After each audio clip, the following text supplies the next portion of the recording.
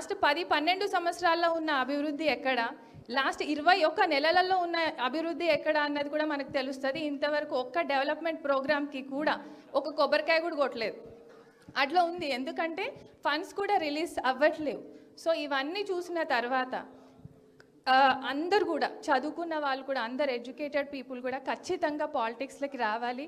And బీఆర్ఎస్తోనే అభివృద్ధి సాధ్యం అవుతుంది అని ఒకసారి అది అందరికీ అర్థం అవుతుంది ఆల్రెడీ.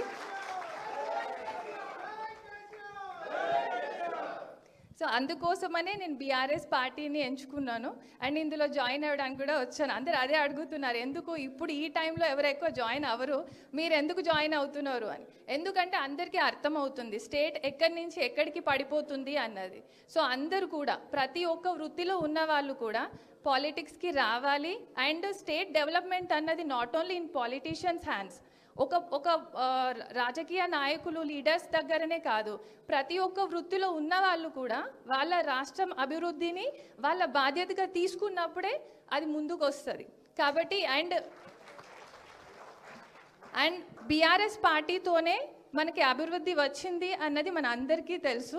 సో నేను ఇంకా చాలామంది కూడా, ఒకవేళ ఈ స్పీచ్ విన్న వాళ్ళు ఎవరికైనా నేను చెప్పేది అంటూ ఉంటే ఒకటే, అందరూ కూడా రాజకీయాలలోకి రండి.